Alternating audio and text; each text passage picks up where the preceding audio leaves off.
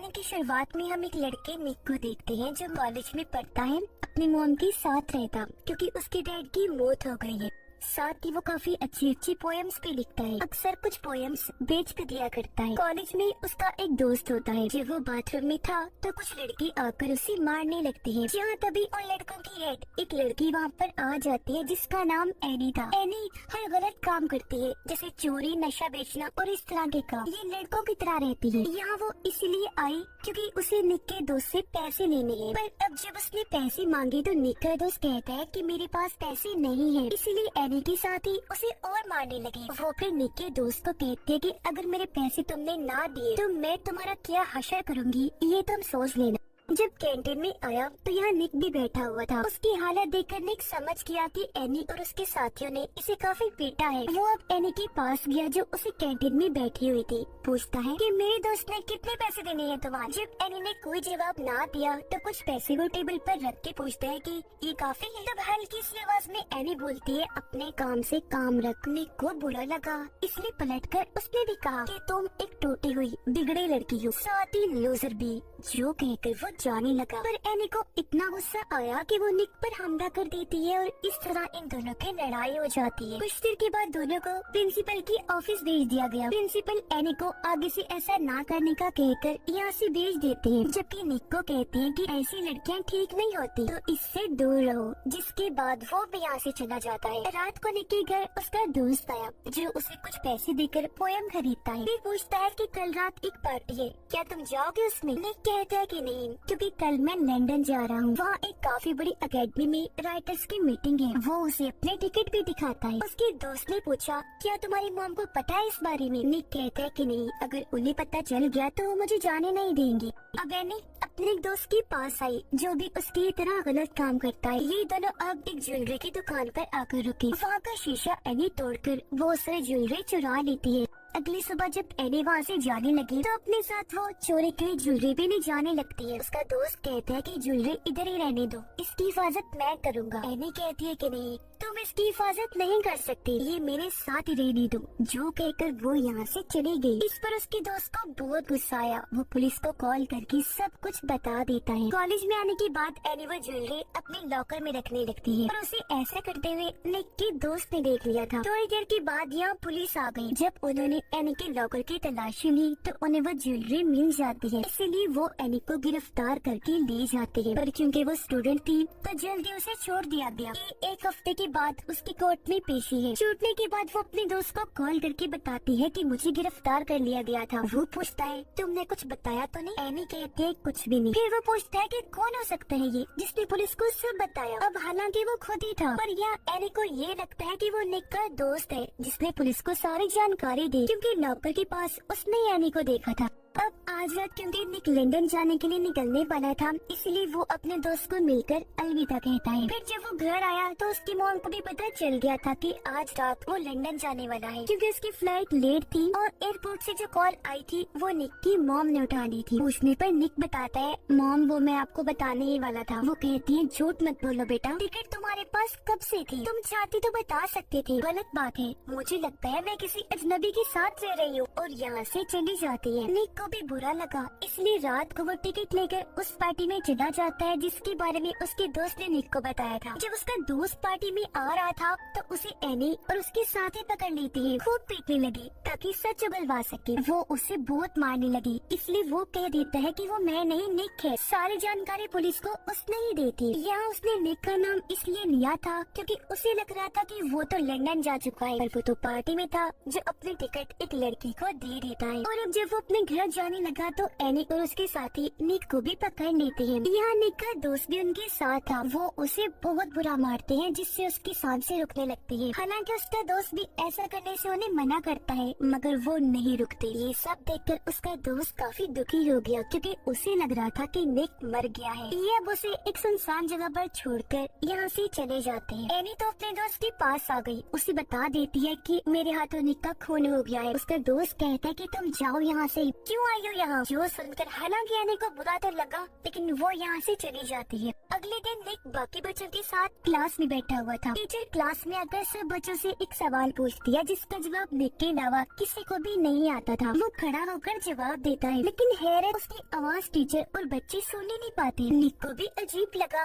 वो पूछता है कि यहाँ पर क्या हो रहा है, क्या तुम लोग मेरा मजाक बना रहे हो? जो कहकर वो उठा, जोर जोर से चिल्लाने लगा, सबके आगे हाथ हिलाने लगता है, पर कोई ना तो उसे देख और ना ही सुन पा रहा था। वो एक किताब जो टेबल पर पड़ी थी उसे उठाकर दूर फेंक के मारता है, लेकिन अगले पल जब उसने टेबल पर देखा तो किताब वहीं पर पड़ी हुई थी। टीचर कहती है कि निक और उसकी पोएम के बारे में तब बात करेंगे जब वो क्लास में होगा। जो सुनकर वो काफी चौंक गया। कहता है, अरे ये क्या हो रहा है, मैं क्लास में ही तो हूँ, आखिर क्यों किसी को नहीं दिख रहा? वो अब प्रिंसिपल के ऑफिस में जाकर फोन उठाता है, अपनी मॉम को कॉल करने लगता है। तभी प्रिंसिपल भी आ गए। फोन की घंटी बजने लगती है। असल में निक को ये लग रहा था कि फोन मेरे हाथ में है, पर वो तो अपनी जगह पर ही पड़ा हुआ था। और अब प्रिंसिपल जब फोन उठाते हैं तो कॉल भी निक की मॉम थी। वो उसे पूछती है क्या निक क्लास में है, जिस पर प्रिंसिपल फोन वहीं रख के निक को क्लास में चेक करने चले जाते हैं। और अब वो यहाँ से भागकर जाने लगता है, पर तभी एक लड़की से टकरा गया, जिससे वो नीचे गिर जाती है। लेकिन अब जब उसने दोबारा देखा तो लड़की अपने रास्ते आगे बढ़ने लगी, यानी वो गिरे ही नहीं थी। वो यहाँ से भागकर सीधा अपने घर आया, जहाँ उसकी मॉम के साथ एक डिटेक्टिव होता है, जो उसके कमरे की तलाशी ले रहा था ताकि यहाँ से कोई काम की चीज मिल सके। लेकिन उन्हें निक के बारे में कोई सुराग नहीं मिलता। इधर भी निक उन्हें नजर नहीं आ रहा था, जबकि वो सबको देख और सुन भी सकता था। अब ये डिटेक्टिव यहाँ से सीधा एनी के पास गया, क्योंकि कल ही उसके साथ निक की लड़ाई हुई थी। डिटेक्टिव उसे कहती है कि तुम्हें पकड़वाने के लिए पुलिस स्टेशन में किसी ने कॉल की थी, क्या वो निक था? एनी बोली कि मुझे नहीं पता, मैं तो अपने दोस्त के साथ थी उस वक्त। जो कहकर डिटेक्टिव यहाँ से चला जाता है। निक ने क्योंकि ये सारी बातें सुन ली थी, इसलिए वो एनी से पूछता है, क्या तुमने बस मुझे इसलिए मारा क्योंकि तुम्हें लग रहा था कि पुलिस को सारी जानकारी मैंने दी? जो कहकर वो एनी को धक्का देकर छत से नीचे गिरा देता है। पर अगले ही पल उसने देखा कि ये सिर्फ मुझे लग रहा है, ऐसा कुछ हुआ ही नहीं, क्योंकि एनी तो अभी भी उसके पास ही खड़ी हुई थी। जिसके बाद निक यहाँ से अपने घर आया। वो जब कमरे में लेटा हुआ था तो उसकी मॉम आई, जो निक की डायरी से उसकी पोएम को पढ़ने लगती है, पर बीच में छोड़कर वो यहाँ से चली गई। तभी निक के कंधे पर एक चिड़िया आकर बैठ जाती है। वो उसे वहाँ से हटाकर हाथ में पकड़ लेता है। इस बात से निक को बहुत खुशी हुई, क्योंकि जो हालात उसके साथ हो रहे थे उनमें से ये पहली चीज थी जिससे वो हाथ लगा सकता था। अब तभी उसकी नजर सामने पड़ी। उसने देखा कि जो चिड़िया इस वक्त मेरे हाथ में है वो तो सामने गिरी पड़ी है, जख्मी होने की वजह से तड़प रही है, क्योंकि जल्द ही मरने वाली थी। और अब अगले ही पल वो मर जाती है, जिसके साथ ही निक के हाथ से भी गायब हो जाती है। तब ये देखकर वो सारी बात समझ जाता है, यानी उसे पता चल गया था कि मैं अभी भी जिंदा हूँ, बस मेरी आत्मा मेरे जिस्म से बाहर निकल आई है, यानी मैं जिंदगी और मौत के बीच की उस जगह पर हूँ जहाँ मेरी मौत कभी भी हो सकती है, बिल्कुल इस चिड़िया की तरह। पर अगर मैं मर गया तो मेरी आत्मा हमेशा हमेशा के लिए इस दुनिया से चली जाएगी। पुलिस को वो जगह पता चल गई थी जहाँ उस रात एनी और उसके साथियों ने निक को मारा था। पुलिस के साथ निक का दोस्त भी था, लेकिन वो ये नहीं बताता कि निक का जिस्म कहाँ है, क्योंकि उसे लग रहा था कि इस तरह मैं फंस जाऊंगा, जिसके बाद एनी और उसके साथी भी मुझे मारेंगे। यहाँ भागकर निक भी आया। वो डॉग और पुलिस के सामने आकर उन्हें रास्ता समझाने की कोशिश करने लगता है, यानी मैं उस तरफ हूँ, लेकिन कोई फायदा नहीं होता। इसलिए काफी ढूंढने के बाद भी पुलिस को उसकी बॉडी जिस्म नहीं मिलता। अब एनी अपने घर आई। उसके पीछे पीछे निक भी आ जाता है। उसने देखा कि एनी का एक छोटा भाई है, जिससे वो बहुत प्यार करती है। असल में उसकी मॉम की मौत हो गई थी और बाप ने दूसरी शादी कर ली थी। एनी को कभी प्यार नहीं मिला, उस तक किसी ने ख्याल ही नहीं रखा। तो बगैर माँ बाप और प्यार के पल्ले बढ़ने पर वो गलत रास्ते पर चल पड़ी। वो अपने भाई को कहती है कि तुम मेरे जैसे कभी मत बनना। अपने भाई को उसने गले से लगा लिया। आंखों में आंसू थे, क्योंकि वो खुद भी कभी ऐसी बनना नहीं चाहती थी, लेकिन हालात ने उसे ऐसा बनने पर मजबूर कर दिया। फिर वो अपने भाई को कहती है कि अगर किस्मत ने साथ दिया, मुझे मौका मिला, तो मैं एक अच्छा काम जरूर करूंगी ताकि तुम्हें मुझ पर फख्र हो।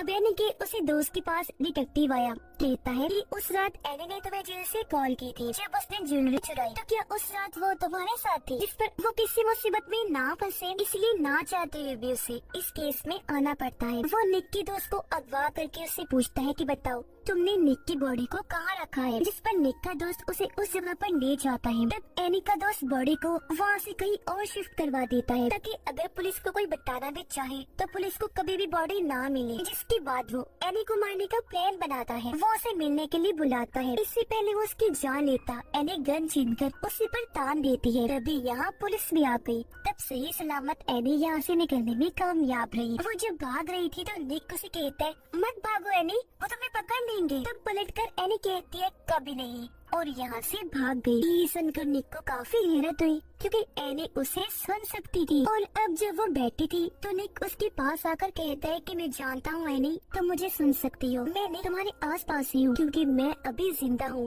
बच सकता हूँ। तुम बस पुलिस को बता दो कि मेरी बॉडी कहाँ है। अपने किए पर एनी उससे माफी मांगती है। फिर उसे वहाँ ले जाने लगी जहाँ इन्होंने निक की बॉडी को रखा था। और जाहिर है इधर वो नहीं थी, क्योंकि एनी की दोस्त थी वो कहीं और फेंकवा दी थी। पर यहाँ इन्हें च्युइंगम का रैपर मिल जाता है जो निक का दोस्त खाया करता था, जिससे दोनों समझ गए कि बॉडी यहाँ से गायब होने में निक के दोस्त का भी हाथ है। इसलिए अब एनी उसके दोस्त को पकड़ लेती है, मार मार कर पूछती है कि बताओ निक कहाँ है। उसकी बॉडी वहाँ पर नहीं है जहाँ वो रखी थी। जिस पर अब वो एनी को सारी बात सच सच बता देता है। कहता है, एनी ये तुम सोच रही हो वैसा कभी हुआ ही नहीं था। तुम उस रात मार मार कर मुझसे नाम उगलवाना चाहती थी। तब मैंने बिना सोचे निक का नाम इसलिए नहीं दिया क्योंकि मुझे लग रहा था कि वो लंदन गया है, पर वो नहीं गया, इधर ही था। और ऐसा कभी हुआ ही नहीं कि उसने पुलिस को सारी जानकारी दी, और नहीं मैंने पुलिस को बताया था। और हाँ, वहाँ से निक की बॉडी मैंने नहीं तुम्हारी दोस्त ने हटाई थी, क्योंकि सारे फसाद की जड़ वो है। उसने पुलिस को कॉल करके तुम्हारे बारे में बताया था। जो सुनकर एनी काफी चौंक गई। सच जानकर हैरत उसे हो रही थी,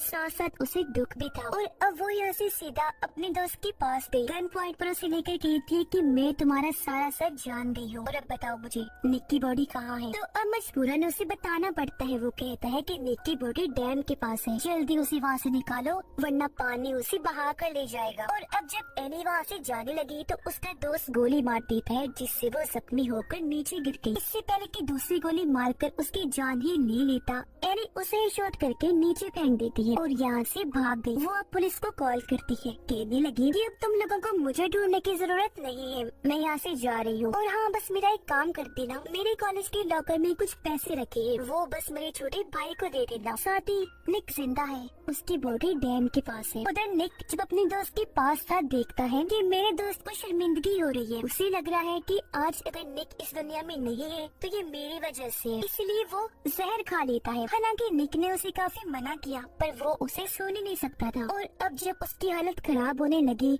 तो उसके दोस्त की आत्मा बॉडी से निकलकर बाहर आ जाती है, जिसे अब निक देख सकता था। और वो निक को यहाँ तभी उसके दोस्त की मॉम डैड आई। उन्हें भी पता चल गया था कि हमारे बेटे ने जहर खा लिया है, पर उसकी हालत इतनी बुरी नहीं थी। निक डैम के पास पहुँच गया, जल्दी उसे अपनी बॉडी मिल पे जाती है और तभी डैम से भी पानी आना शुरू हो जाता है। इसीलिए वो अपनी बॉडी को उठाकर ले जाने लगा, लेकिन वो खुद अपनी बॉडी को नहीं उठा सकता था। वो मदद के लिए चिल्लाता है, पर कोई भी उसकी आवाज को नहीं सुनता। आस पास कोई था भी नहीं। और अब तभी यहाँ डिटेक्टिव, निक की मॉम और बाकी सब भी आ जाती है। पुलिस ने डैम बंद करवा दिया। जैसे उसकी बॉडी मिली फौरन उसे हॉस्पिटल ले जाते हैं, लेकिन उसकी हालत बहुत ज्यादा खराब थी। उधर एनी भी पुलिस से बचते हुए किसी तरह हॉस्पिटल पहुँच जाती है, जहाँ उसके साथ साथ निक की आत्मा भी थी। इससे पहले एनी अंदर जाकर निक से मिल पाती, वार्ड के बाहर जहाँ निक की मॉम बैठी थी वो उसे देख लेती है। उन्हें गुस्सा तो था ही, इसलिए वो एनी के मुंह पर जोरदार थप्पड़ मार देती है। कहने लगी